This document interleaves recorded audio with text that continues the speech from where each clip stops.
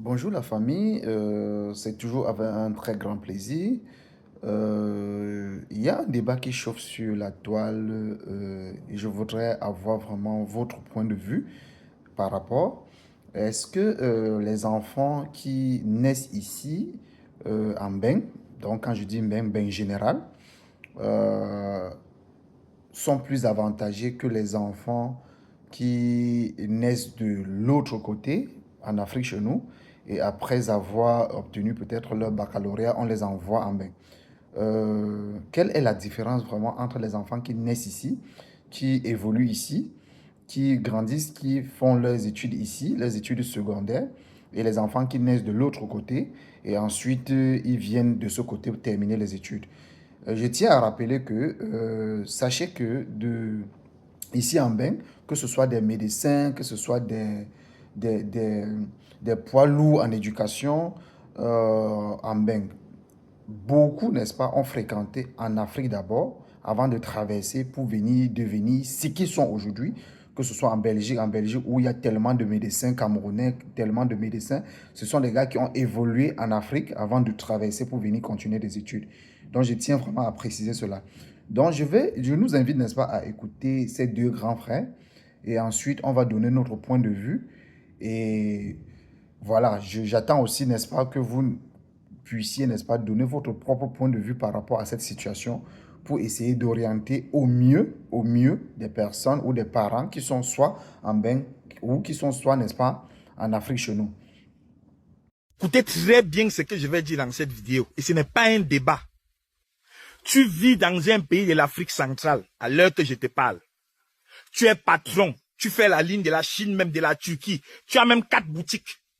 Tu tournes même un capital de 200, 300 millions. Un petit frère qui sort d'Mbeng avec son petit passeport Bordeaux en poche.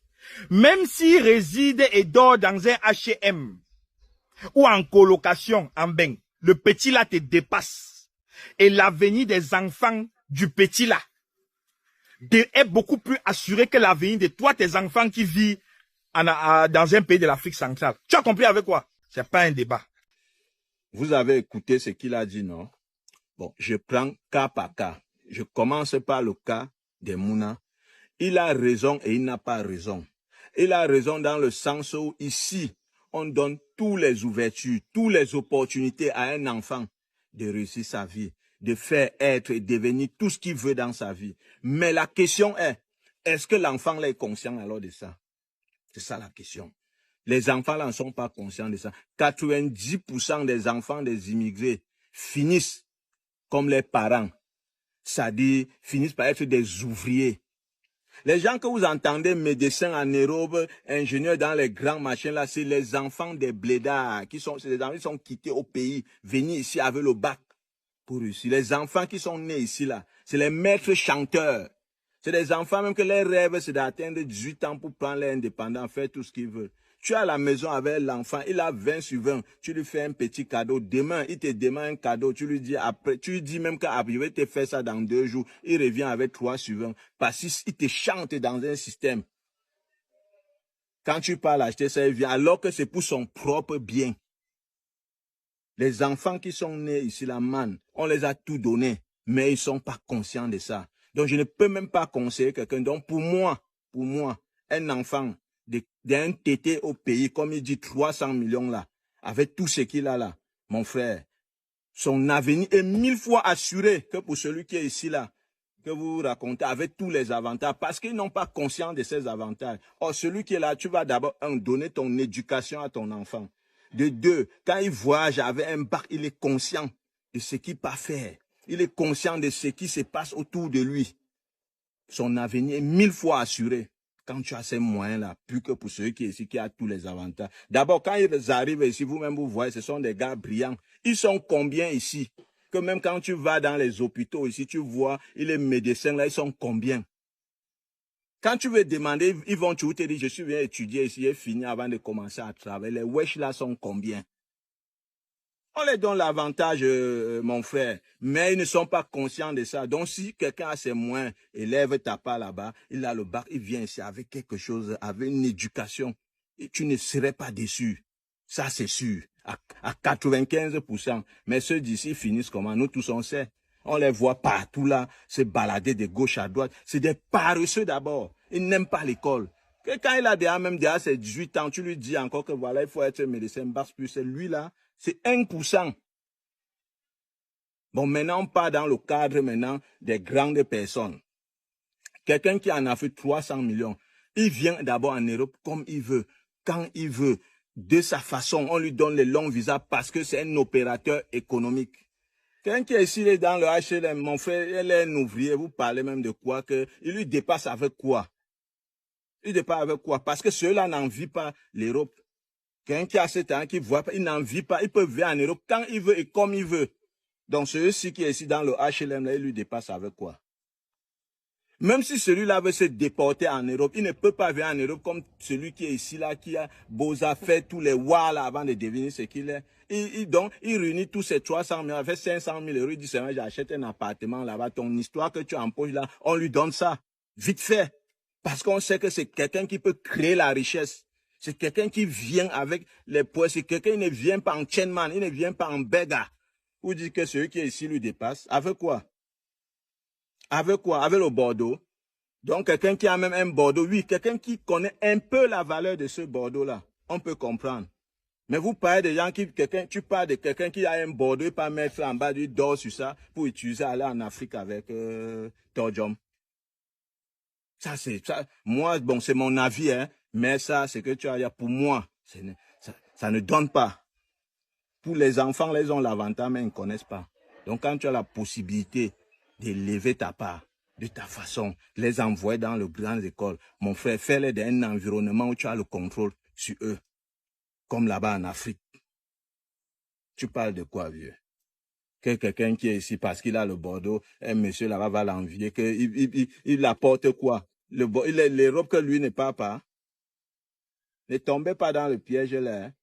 Parce qu'il ne faut pas quelqu'un, vous écoutez ce genre de vidéos, vous vendez vos biens pour venir. Si vous allez lire un genre de, vous allez lire en arabe. L'Europe là, nous on est dedans, hein? Et on s'en sort même. C'est pas qu'on on s'en sort même, mais on vous dit, c'est plus l'Europe d'avant. Ce n'est plus l'Europe. Ça n'a rien à voir avec l'Europe d'avant. Ceux qui arrivent maintenant là, ils peuvent vous dire. Ça n'a rien à voir. À bon entendeur, ça. La famille, après une telle intervention de ce deuxième grand frère, normalement, je ne devrais même plus rien dire parce que lui, il a tout dit. Le premier grand frère a donné son point de vue qui, pour moi, ce n'est pas du tout vrai. Ce n'est pas du tout vrai. Lui peut avoir ses raisons, mais je me dis, même s'il évoque n'importe quelle raison, tout ce qu'il a dit là, c'est pas vrai. La deuxième intervention, le grand frère a vraiment décortiqué de façon concrète, que ce soit pour nos enfants, comment ça se passe. Les enfants qui naissent ici en bain ou qui sont arrivés ici à bas âge ne sont pas du tout conscients des avantages qu'ils ont autour d'eux. Récemment, je vous parlais, n'est-ce pas, du Canada et je vous disais que le Canada, c'est un pays où il y a tellement d'opportunités. C'est justement le temps pour saisir ces opportunités que tu n'en as pas. Nous avons nos enfants ici, il y a tellement d'avantages. Le délestage que nous avions eu quand on était élève en Afrique, Internet, ici Internet est partout, l'électricité est partout. Depuis que je suis ici, on n'a jamais coupé, on n'a jamais arrêté l'électricité, même pas pour une seule journée.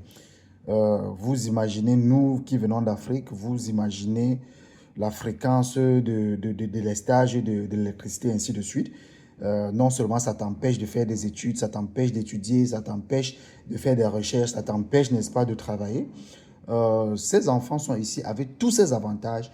Tout Internet, toutes les maisons sont équipées d'Internet haut débit pour faire des recherches, pour travailler fort. Mais est-ce qu'ils sont conscients de ça? Non, ils ne sont pas conscients. C'est pour ça que j'apprécie vraiment l'intervention du deuxième grand frère parce qu'il a vraiment élaboré, il a vraiment présenté ce problème-là. Maintenant, les gars vous et moi, nous sommes conscients que quand tu viens d'Afrique, quand tu as évolué en Afrique, tu as eu un certain nombre de problèmes en Afrique pour, n'est-ce pas, évoluer jusqu'à ce niveau. Quand tu arrives de ce côté en Beng, toi, tu te dis, tu peux facilement braver parce que tu viens de loin. Tu viens de loin. Donc, pour moi, ce deuxième grand frère a vraiment tout dit. En ce qui concerne les parents aussi, il a touché cet aspect aussi. Vous me dites que quelqu'un au Cameroun ou en Afrique qui tourne un capital de 50, 100 millions, je ne vais même pas aller jusqu'à 200 millions, comme le grand frère l'a dit tout à l'heure. S'il tourne un capital de 50, 100 millions, vous croyez que votre affaire de Mbengla, votre affaire du Canada, votre affaire de l'Europe là, ça lui, il voyage comme il veut, quand il veut. Il va vous envier par rapport à quoi? Pour venir entrer dans l'engrenage du stress qu'on est dedans là. Donc vraiment, je ne sais pas pourquoi le premier grand frère a dit tout ce qu'il a dit. Mais vraiment, en ce qui me concerne, la deuxième personne a tout dit, a vraiment décortiqué tout. Les amis, je vous invite, n'est-ce pas, à laisser en commentaire ce que vous en pensez sur ce sujet. Ça peut aider plus d'un. Et je vous invite aussi, n'est-ce pas, à partager au maximum, à liker surtout un petit pouce bleu là. Et à partager au maximum, activer la cloche de notification pour ne pas rater des prochaines vidéos, s'il vous plaît. Et c'est sur ce, je vous dis merci et bonne journée à vous. Merci.